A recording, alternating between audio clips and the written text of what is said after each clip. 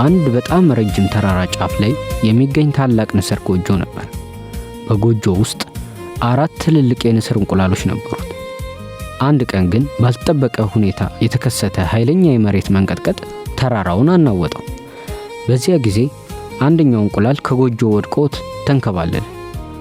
ከተራራው ግርጌ ወደሚገኘው አንድ የገበሬ ዶሮ ማደሪያ ውስጥ ገባ።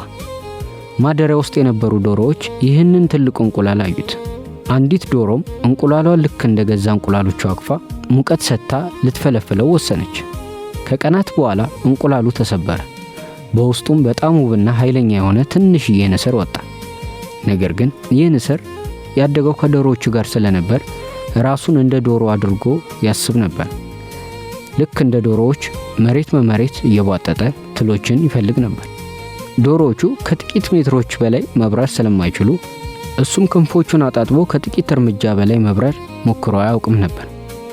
አንተ እኮ ዶሮ ነህ፣ ስለዚህ መሬት ላይ ነው መኖር አለብህ የሚል የዶሮዎቹ ወሬ ሙሉ በሙሉ አምኖ ተቀብሎ ነበር። ዓመታት አለፉ። ንስሩ በዕድሜና በአካል እያደገ ሄደ። አንድ ቀን ማለዳ መሬት ላይ ሆኖ ምግብ እየፈለገ ሳለ ወደ ሰማይ ቀና ብሎ ሲመለከት አንድ አስደናቂ እይታ አየ።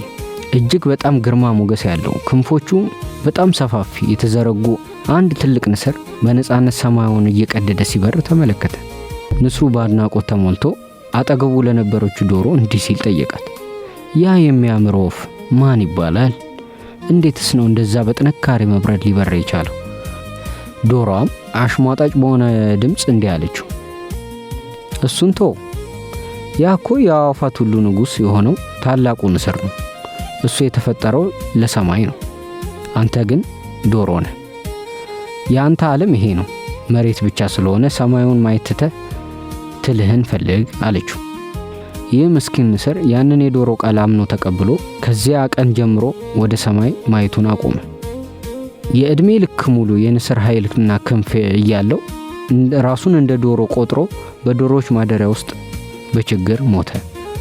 በሕይወት ውስጥ ትልቅ ራዕይና አቅም እያለን ሁልጊዜ የምትውለው አነስተኛ አስተሳሰብ ካላቸው ሰነፍ ተስፋ ከቆረጡ ሰዎች ጋር ከሆነ ሳታውቀው የእነሱን የዶሮነት አስተሳሰብ ትወርሳለህ። ሰዎች አትችሉም፣ ይህ ላንተ አይሆንም ስላሉ ብቻ ያንተ የእነሱ ደካማ እይታ የራስ ጣሪያ አታድርግ። የዛሬው መልእክት ይሄ ነው። አመሰግናለሁ።